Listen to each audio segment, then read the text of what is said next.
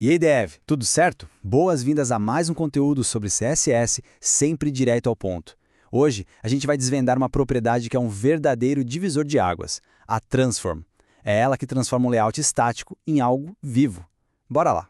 Mas antes de a gente mergulhar de cabeça, aquele recadinho rápido de sempre. Se você curte esse formato, já sabe o que fazer. Deixa o like, se inscreve para não perder os próximos vídeos e, o mais importante, comenta aqui embaixo. Me diz qual assunto de CSS você quer ver por aqui. Sério, essa troca com vocês é o que me dá um gás gigantesco para continuar. Sabe aquela sensação? A gente termina um layout, tá tudo no lugar, tudo organizado, responsivo, mas, sei lá, parece que falta um tchan. Falta aquele movimento, aquela resposta ao usuário que faz a interface parecer de fato interativa.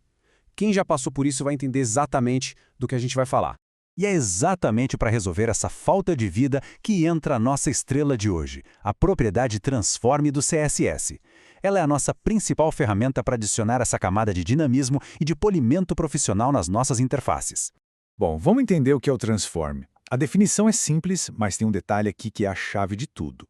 Ele aplica transformações visuais, mas, e isso é o mais importante, sem alterar o fluxo do layout. Pensa assim, o elemento original continua lá, invisível, guardando seu lugar na fila.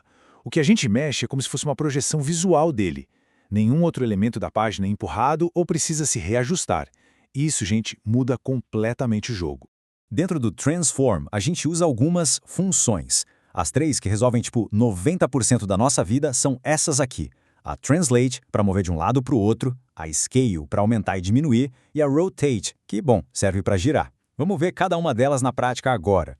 Vamos começar pelo básico, o feijão com arroz do Transform, que talvez seja a função mais útil de todas, a Translate. É com ela que a gente move os elementos sem causar uma bagunça generalizada na página. A sintaxe é super direta. Translate aceita dois valores. O primeiro é um movimento no eixo X, ou seja, na horizontal, e o segundo é no eixo Y, na vertical. Nesse exemplo aqui, Translate 50px 30px está dizendo para o navegador, move essa caixa 50 pixels para a direita e 30 pixels para baixo. Simples assim. E olha aí o resultado. O quadrado azul se moveu, certo? Mas presta atenção no detalhe. O espaço original dele, lá no cantinho, continua vazio reservado. Nenhum outro elemento foi afetado. Essa é a grande mágica. A transformação é só visual. Ela acontece numa camada separada do layout. Agora, prepare-se para uma dica que vale ouro. Um truque que todo dev front-end que se preze tem que saber. Sabe aquele sofrimento para centralizar um elemento perfeitamente no meio de outro, tanto na vertical quanto na horizontal? Com Translate, isso vira coisa de segundos. A lógica por trás disso é simplesmente genial. Primeiro, a gente usa Position Absolute com top 50% e left 50%. Isso alinha o canto superior esquerdo do nosso elemento bem no centro do elemento pai. Só que não é o canto que a gente quer no centro, é o meio do elemento. E aí vem o pulo do gato. A gente aplica Transform Translate menos 50%, menos 50%. Esses valores em porcentagem são baseados no tamanho do próprio elemento. Então a gente basicamente move ele de volta para a esquerda e para cima exatamente pela metade da sua largura e da sua altura. E o resultado é esse, uma centralização perfeita, matemática. E o melhor de tudo, não interessa o tamanho do elemento. Pode ser um ícone pequeno, um modal gigante, essa técnica simplesmente funciona. É limpa, elegante e extremamente eficiente.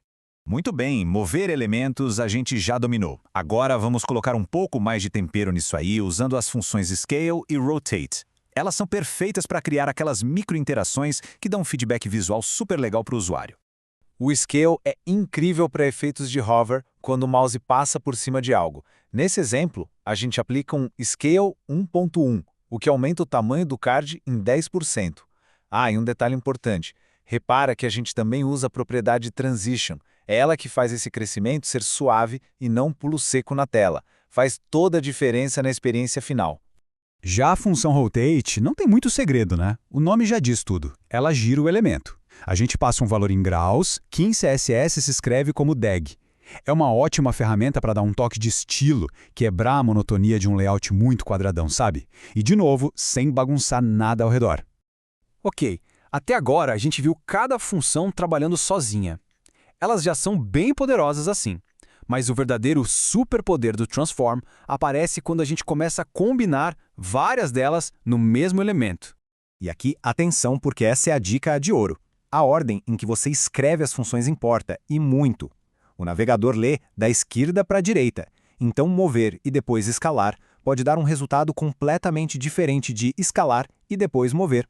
Tem que sempre testar para garantir que o efeito é exatamente o que você imaginou. Olha só esse exemplo clássico que une as duas coisas.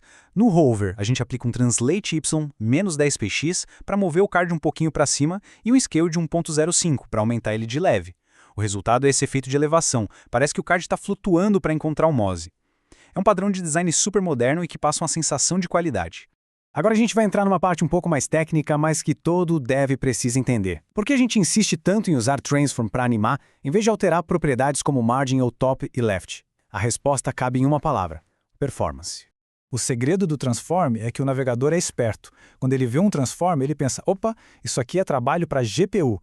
E ele delega o processamento para a placa de vídeo do computador, que a gente chama de aceleração de hardware. E a GPU é feita exatamente para isso, então as animações ficam super fluidas. Já quando você anima margem ou top, você força o navegador a recalcular o layout da página inteira a cada frame. É um processo muito mais pesado e lento. Então a regra de ouro é simples. Precisou animar posição, tamanho ou rotação de qualquer coisa na tela, a primeira, segunda e terceira opção deve ser sempre transform. Para qualquer animação ou efeito de hover, microinteração, transform é o caminho certo para uma interface rápida e com cara de profissional. E para a gente fechar, fica essa reflexão.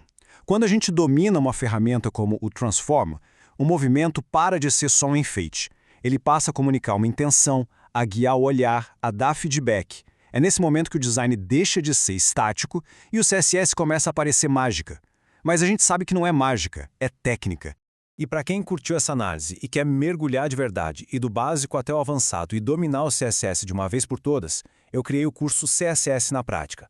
Lá a gente vai construir projetos reais, explorando tudo isso e muito mais. Além de ser a forma mais rápida de aprofundar seu conhecimento, é também um jeito de apoiar diretamente o canal para que eu possa criar cada vez mais conteúdos como este aqui.